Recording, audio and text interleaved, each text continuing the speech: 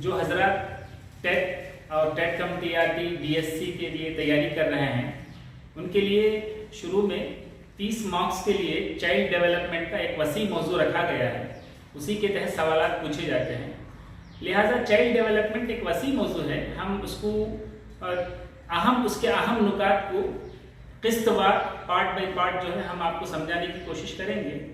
सबसे पहले हम डेवलपमेंट, ग्रोथ एंड डेवलपमेंट, बालिदगी किसे कहते हैं, नशोनुमा किसे कहते हैं, जिबिल्लत किसे कहते हैं, जज्बा किसे कहते हैं, और साथ ही साथ हम नशोनुमा और बालिदगी में क्या फ़र्क है, नशोनुमा के क्या अनासिर हैं, नशोनुमा के क्या मदारिज हैं, जिस तरह से aspects of development, factors of development, areas of development, इन तमाम को हम इस वीडियो में आपको बताने की कोशिश करेंगे।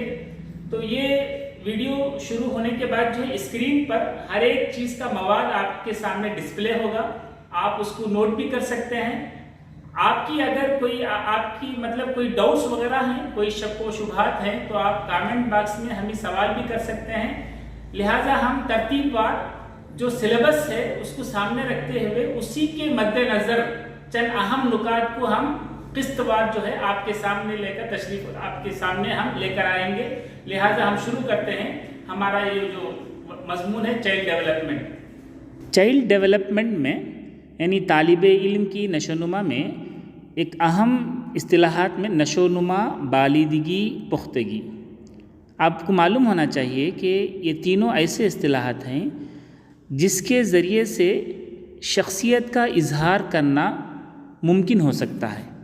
आइए सबसे पहले हम नशोनुमा को समझने की कोशिश करें। नशोनुमा का अमल मुसलसल होता है, यानी ये एक फंक्शनल है, इसे असस किया जा सकता है। ये रहमे मादर से कब्र तक चलेगा, गोद से गोर तक भी चलेगा। ये नशोनुमा वस्फ़ी खूबियों में रूनुमा होने वाली तब्दीली, मसलन लिखना पढ़ना। नशोनुमा अखलाक़ी, समाजी, जिस्मानी वग़ैरह तब्दीलियों के इजहार के लिए इस्तेमाल किया जाता है। इस बात को भी समझना चाहिए कि ये प्रोग्रेसिव है। ऐसा नहीं होता कि एक बार आपकी समझ बढ़ गई फिर दोबारा कम हो गई। ये रिवर्सिबल नहीं होता, यानी आपकी समझ बढ़ने के बाद कम नहीं होगी। नशोनुमा हकीकत में समझ से मुताल्लिक़ है। और इसी तरह से नशोनुमा के सिलसिले से आपको ये भी मालूम हुआ कि ये एक अमल है जो मुसलसल होने वाला है, ये तब्दीलियों का इजहार करता है।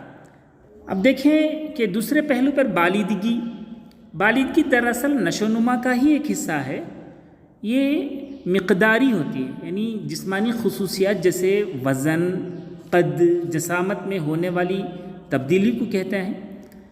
बालिदगी की हम रास तौर पर पैमाइश की जा सकती है इसकी, और ये बालिदगी उम्र के किसी एक मरहले में रुक जाती है। मसलन 18 या 21-22 में बालिदगी जो है रुक जाती है। ये बालिदगी स्ट्रक्चरल है और ये मिक़दार से मुताल्लिक़ होती है। बालिदगी मिक़दारी होती है। अब हम बालिदगी और नशोनुमा में क्या यकसानियत है, फ़र्क को समझेंगे। आप इसको समझने से पहले एक बात समझिएगा, बालिदगी एक हिस्सा है, एक पार्ट है नशोनुमा का।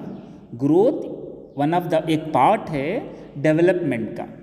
बालिदगी और नशोनुमा में फ़र्क को आप इस तरह से समझ सकते हैं कि बालिदगी की जो इस्तिलाह है वो मिक़दारी इजाफ़े के माने में इस्तेमाल होती है, जबकि नशोनुमा ऐसे इजाफ़े को कहते हैं जिसका ताल्लुक़ मेयार के साथ हो। एक बच्चे की कद और जसामत का इजाफ़ा बालिदगी कहलाता है, और जिस्म की बढ़ोतरी के साथ साथ उसके दिमाग, जहन और जिस्म की अंदरूनी कैफियत में भी जो तब्दीली रूनुमा होती है, ये नशोनुमा कहलाती है। मुख्तसरन खुलासे के तौर पर हम ऐसे कह सकते हैं, बालिदगी और नशोनुमा से मुराद वो जिस्मानी, ज़हनी, माशरती और जज्बाती तग़य्युरात और चेंजेस हैं, तब्दीलियाँ हैं جو پیدائش سے لے کر بلوغت تک رونما ہوتی ہیں۔ بچوں کی نشوونما کا سلسلہ پیدائش سے شروع ہوتا ہے اور بلوغت تک جاری رہتا ہے۔ نشوونما کا مطلب وہ تمام تغیرات ہیں جو کسی فرد میں تجربوں، حادثات سے، تعلیم اور تربیت وغیرہ کے نتیجے کے طور پر رونما ہوتی ہے۔ تو اس طرح سے اب آپ سمجھیں کہ بالغی اور نشوونما میں کیا فرق پایا جاتا ہے۔ بالغی کی ہم راست طور پر پیمائش بھی کر سکتے ہیں، اور خلاصے کے طور پر ہمیں سمجھنا چاہیے کہ بالغی ایک حصہ ہوتی ہے نشوونما کا۔ ایک اصطلاح یہ بھی ہے پختگی، اس کو بھی آپ سمجھنا ہے۔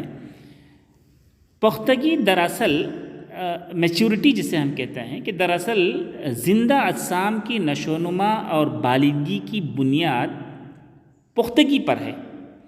یہ دیکھیں گے آپ، وقت اور عمر کے لحاظ سے ہونے والی نشوونما پختگی کہلاتی ہے۔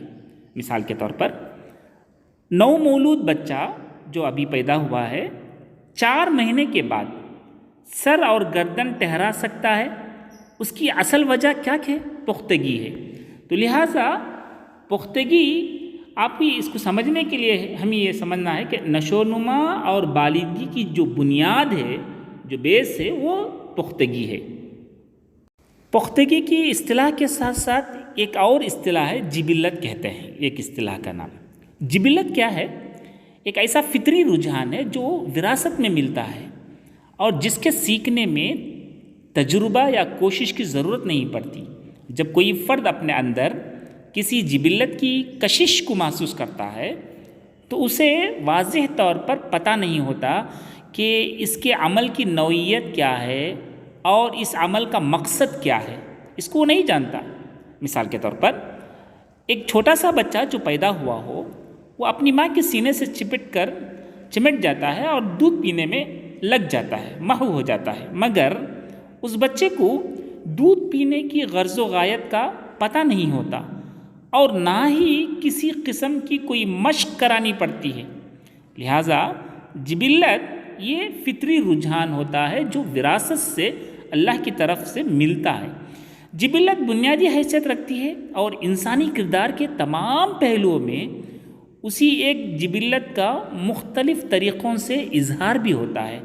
جبلت کے 3 پہلو ہیں: وقوف، جذبہ، عمل۔ حضرت ہم پختگی، بالغی، نشوونما اور جبلت، ان چاروں اصطلاحات کو ہم سمجھ چکے ہیں۔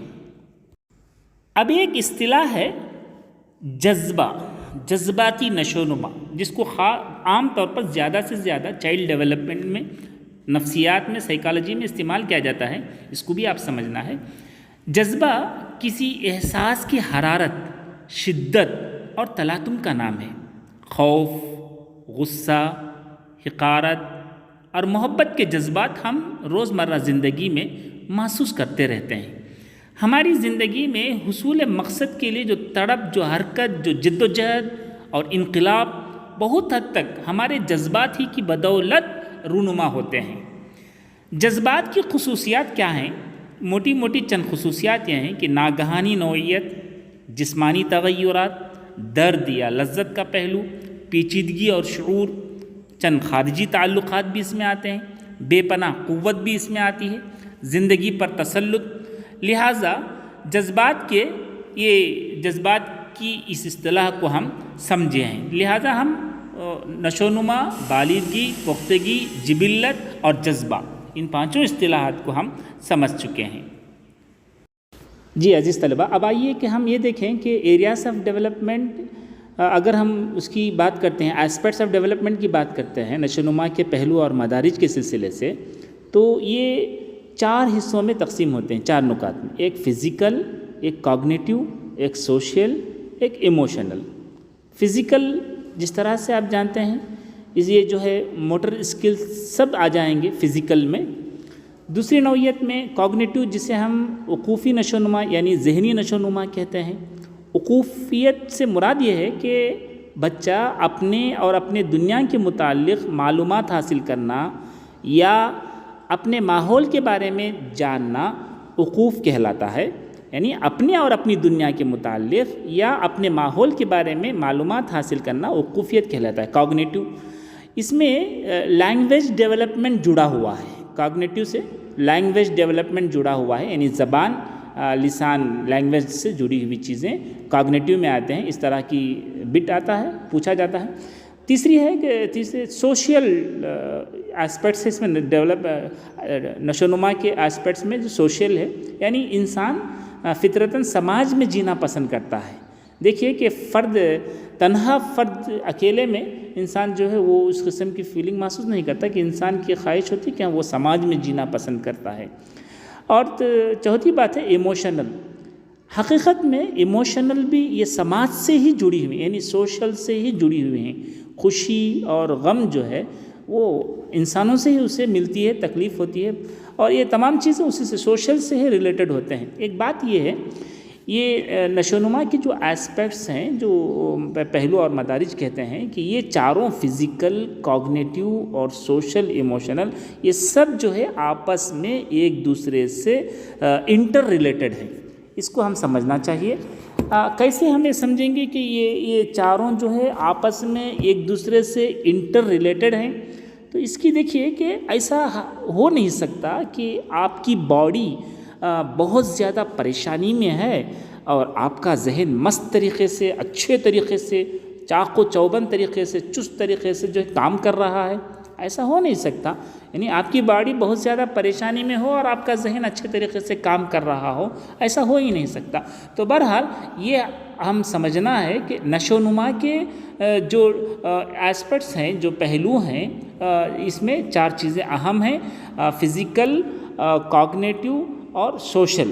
یہ چاروں چیزیں، اور ایموشنل، یہ چاروں چیزیں اہم ہیں، اور یہ چاروں چیزوں کا آپس میں ایک دوسرے سے انٹر ریلیٹڈ ہوتا ہے. اس کے بعد ہم یہ دیکھیں گے کہ نشو و نما کے اصول کیا ہیں، پرنسپلز کیا ہیں. دیکھیے کہ ایک اصول یہ ہے تسلسل کا اصول. تسلسل کا اصول یہ ہے کہ نشو و نما ایک مسلسل عمل ہے، جیسا کہ ہم پہلے ہی سمجھا چکے ہیں. یہ ہمیشہ چلنے والا عمل ہے. یہ نشو و نما، ڈیولپمنٹ، یہ تسلسل کے اصول کی پیروی کرتا ہے. دوسرا اصول، پہلا اصول تسلسل کا اصول. دوسرا جو اصول ہے وہ انفرادی اختلافات کا اصول. آپ کو معلوم ہونا چاہیے کہ نشو و نما کی کوئی مقررہ شرح نہیں ہوتی، ڈیولپمنٹ کی یعنی کوئی مقررہ شرح نہیں ہوتی. یہ عالمگیر ہے.